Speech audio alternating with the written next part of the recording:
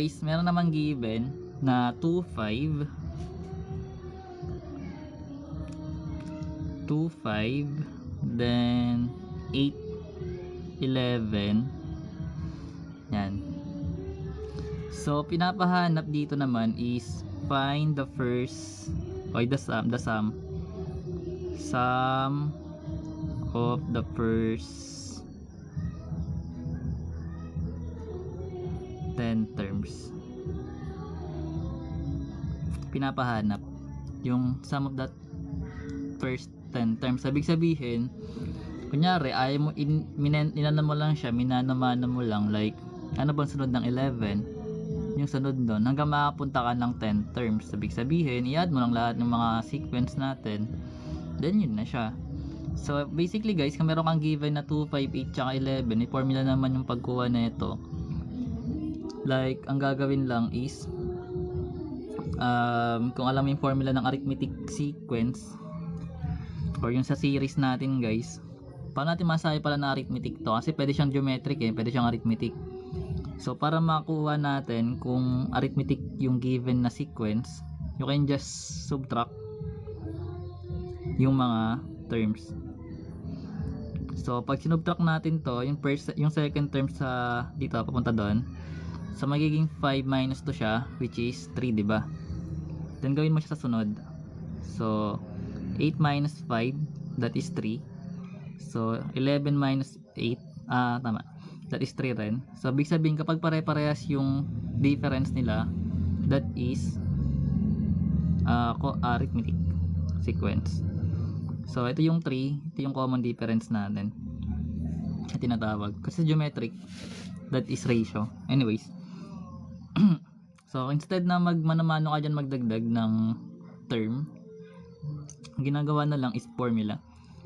So may formula tayo guys, like S sub n sa series na n over 2 times a sub 1 plus a sub n kung meron kang last term.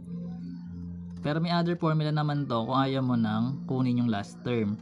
So yung isang formula niya is S sub n equals n over 2 times a sub 1 plus etong a sub n kasi natin guys is may may formula din dito na a sub n natin. Saan ko ba ilalagay? So yung a sub n kasi, that is a sub 1 plus n minus 1 times d. So ibig sabihin, galing dito sa formula na to, pwede natin palitan yung a sub n natin na itong term na to, kasi equal nga siya doon. So ibig sabihin, magkakaroon ka ng a sub 1 ulit plus n minus 1 times d. Then kailangan lang natin to i-combine yung a sub 1 kasi similar yung term. So galing dito, magkakaroon tayo ng s sub n equals n over 2. Then yung a sub 1 plus a sub 1, that is 2a sub 1. Then copy lang natin yung n minus 1 times yung d natin. So ito yung isang formula pa. Pero pwede mo siya i-direct dito guys kung may last term ka na, mas madali. Then pwede naman kung ayaw mo, ito gagamitin mo. So sa case natin, meron tayong given na 2, 5, 8, tsaka 11. So kunin lang natin yung mga data.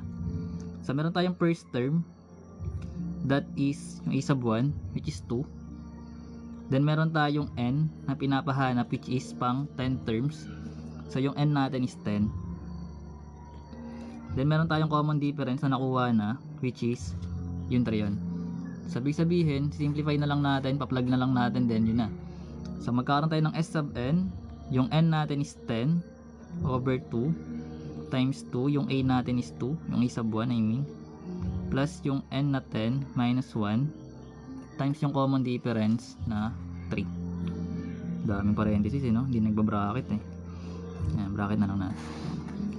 Anyways, so simplify na lang. So magkakaroon tayo dito ng 10 over 2 which is 5, then 2 times 2, that is 4, plus 10 minus 1 is 9 times 3 is 27. So magkakaroon tayo ng 5 ulit, then 4 plus 27 is 31, and 5 times 31 is 155. Tama? So ibig sabihin ito yung sum natin. Kapag dinirect mo siya na hindi mo kinukuha yung last term. Pero syempre kukunin natin yung last term para ma-apply natin dito. So gamit dito guys, na tayo dito. So kunin muna natin yung a sub n natin. So remember, ang pinapahanap is yung pang 10th term gamit etong given. So yung formula is lagay lang natin a sub 1 plus n minus 1 times d para makuha mo yung nth term or yung last pinapahanap na term. So remember, 10th term yun, so magiging 10 lang to. Then plug lang natin yung a sub 1 which is 2 plus yung 10 natin minus 1 times yung common difference na 3. Kasi nakuha na natin siya kanina, di ba? Sinubtract lang natin. So ibig sabihin magkakaroon tayo ng 2 plus 9 times 3. So magkakaroon tayo ng 2 plus 27. Kasi 9 times 3 is 27 muna, di ba? Nag-multiply muna bago mag-add using PEMDAS. So magkakaroon tayo ng 2 plus 27 is 29. Tama? So magkakaroon tayo guys ng a sub 10 or yung last term natin na 29. So from this formula, meron tayong n over 2 or yung s natin is 10 which is equals to s sub 10 equals 10 over 2 kasi 10 yung n natin. Then meron tayong a sub 1 which is 2. Then plus yung a sub 10 natin na nakuha which is 29. So ngayon magkakaroon na tayo ng 5. Then yung 2 plus 29 is 31. And yung 5 times 31 is 155 pa rin. So parehas lang sila actually. So if ever na mas madali sa yung kunin yung sum ng given mo na may last term, gamit ka lang neto, then plug mo na yun. Pero kung ayaw mo naman, diretso ka dito. Pero parehas lang sila actually. Ganyan siya ginagawa. Ang tanong mo, yung a sub n, no, yung position, tas yung n kung ilang kadami. Yes. Oo na lang. Tama yan. Ikaw na yan eh. Yes. Hindi. Hindi. Ano yung sunod? Paano ba ito-explain? So ngayon naman guys, okay na yan. Pwede na yan dyan. So let's say meron naman tayong given like sine squared 30 degrees plus cosine squared 30 degrees. Saan daw to equal?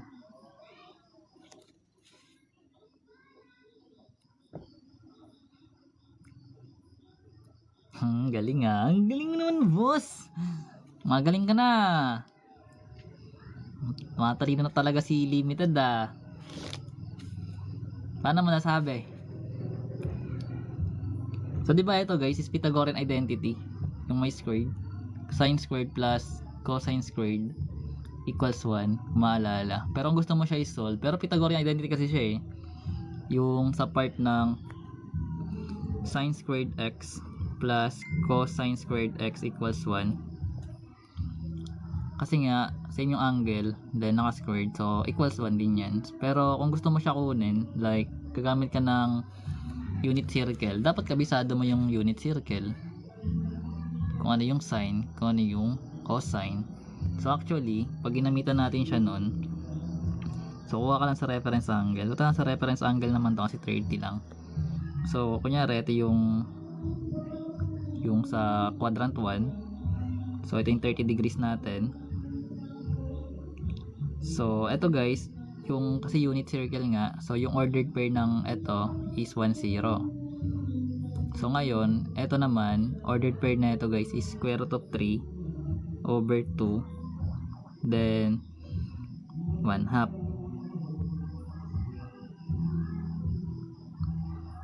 Tundan? Bakit naging ganyan? Tapos yung sunod naman yan guys, ito naman is 45 which is square root of 2 over 2 then square root of 2 over 2. So kung kabisado mo unit circle, hindi ka mahirapan. Then sunod naman 60 which is 1/2 then square root of 3 over 2 then ito naman is 0, 1. So ngayon, kung meron kang given na to, then ito yung pinapahanap, sine squared 30 degrees plus cosine squared 30 degrees. So ano daw yung value? Solve natin 1 kasi Pythagorean nga siya. Pero solve natin. Then sa ordered pair natin, etong 1 natin or yung x value natin, ito yung cosine. Then ito naman yung y. That is yung sine. So basically, kung meron tayong sine 30, ito yon. Yung sine natin is yung 1/2. So magkakaroon tayo ng 1/2 na naka-squared. Plus yung cosine niya is square root of 3 over 2, di ba? Na naka-squared. Simplify mo na lang. So ano ba yung 1/2 squared? So that is 1/4. Plus itong square root of 3 squared, that is 3. Then yung 2 squared is 4. So similar fraction na lang siya. Magkakaroon ka ng 1 plus 3 all over 4, which is yung 1 plus 3 is 4 over 4, and 4 over 4 is 1. So pwede siyang ganun. Pero Pythagorean identity kasi siya, like pwede mo siya i-direct na 1 kung kabisado yung mga formulas. Pero computation, ganda siya ginagawa.